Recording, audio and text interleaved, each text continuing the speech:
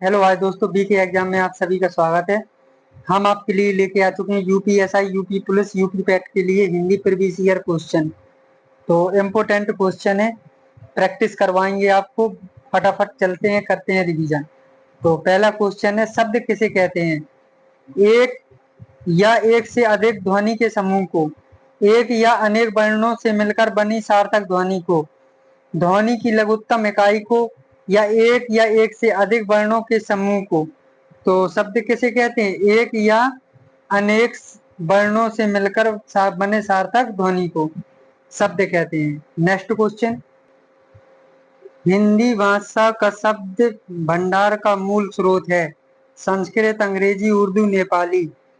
बताइए क्या है? तो ये है संस्कृत।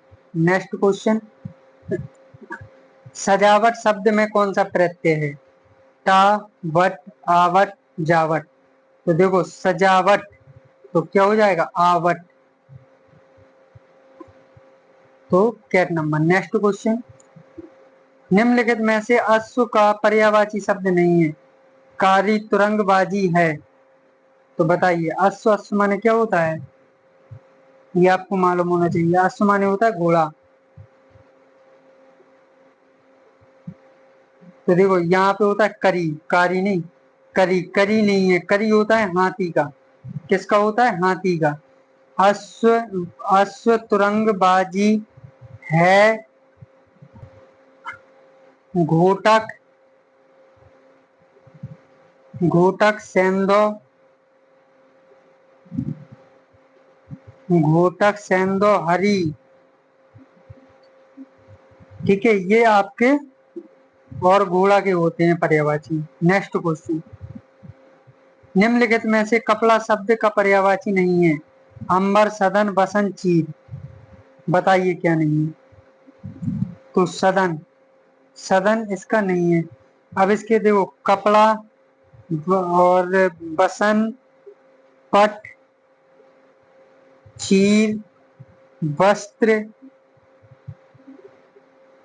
वस्त्र और अंशुक से, ये सभी क्या उसके होते हैं? आच्छादन।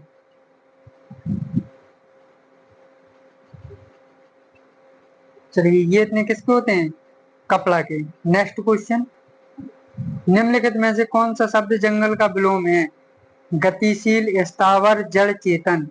तो जंगल का होता है स्थावर। नेक्स्ट क्वेश्चन, जिसे पराजित न किया जा सके के लिए एक शब्द?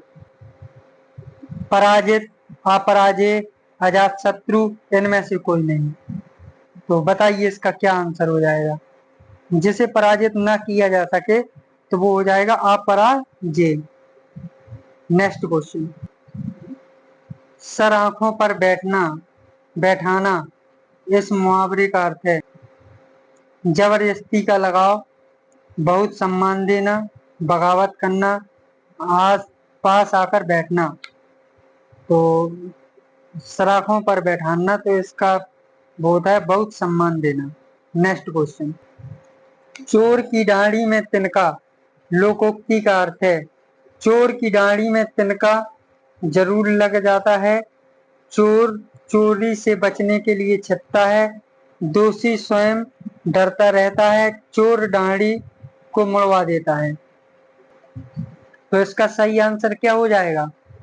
दोषी स्वयं डरता है।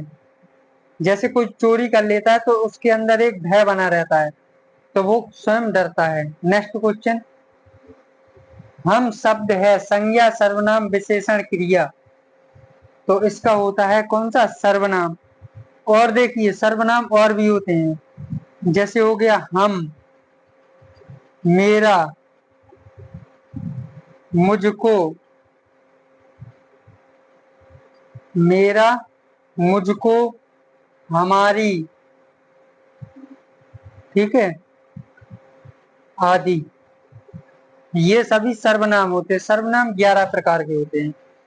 ठीक है, वो अभी अगले वाली क्लास में पढ़ाएंगे आपको। नेक्स्ट क्वेश्चन, राजा ने बहुवचन में होता है? राजाओं ने, राजे ने, राजों ने, या राजाएं ने। बताइए। तो ये हो जाएगा राजाओं ने। नेक्स्ट क्वेश्चन, नदी शब्द का बहुवचन रूप है। नदी, नदियां, नदियों, नदिये, बताइए। तो ये हो जाएगा नदियां। ठीक है, नेक्स्ट क्वेश्चन, ईश्वर खाली स्थान कृपा से हम सुरक्षित हैं। का, की, के, को, तो ईश्वर की कृपा से हम सभी लोग सुरक्षित हैं। नेक्स्ट क्वेश्चन, हम पढ़ते हैं इस वाक्य में सामान्य भूतकाल बताइए, क्या हो जाएगा।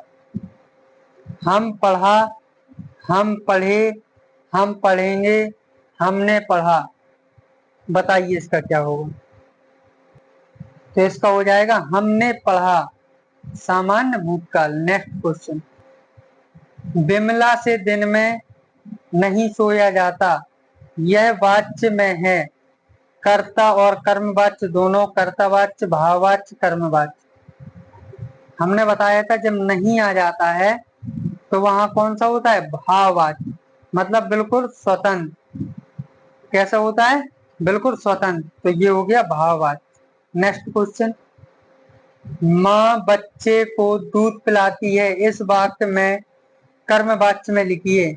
माँ से बच्चे को दूध पिलाया जाता है, माँ से बच्चे को दूध पिलाई जाती है, माँ से बच्चे को दूध पिलाई गई, माँ ने बच्चे को दूध पिलाया। तो इसका क्या हो जाएगा, माँ बच्चे को दूध पिलाती है, माँ बच्चे को दूध, माँ से बच्चे को दूध पिलाया जाता है। देखो, दूध पिलाया जाता है, कर्ता, कर्ता तो स्त्री है, दूध पुल्लिंग है, पिलाया जाता है, तो किसके अनुसार, कर्म के अनुसार चेंज हो रहा है ये। उसने यही तो पूछा था, कर्म, तो ये यहाँ से चेंज होगा। पहला तो होता है कर्ता, अगर कृतवाच्य होगा तो यहाँ से चेंज होगा, अगर कर्म होगा तो यहाँ से होगा। नेक्स्ट क्वेश्चन, राम ने बच्चे को कथा सुनाई, इस वाक्य में कर्मवाच्य रूप है।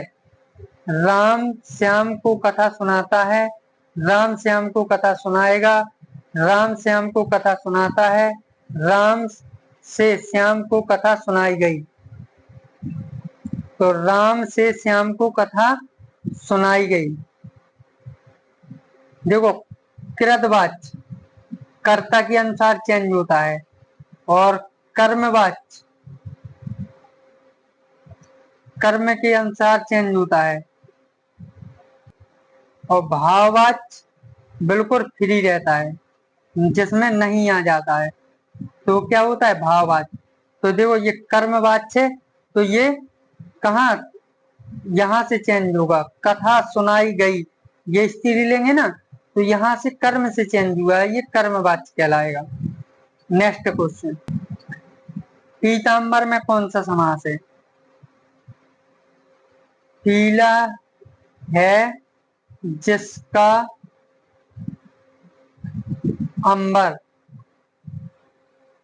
अंबर माने होता है कपड़ा, तो पीले कपड़े कौन पहनते थे, कृष्ण जी। देखो, जब इसका अलग करने पर अर्थ कोई तीसरा निकलता है तो वहां क्या होता है, बहुव्रीहि समास।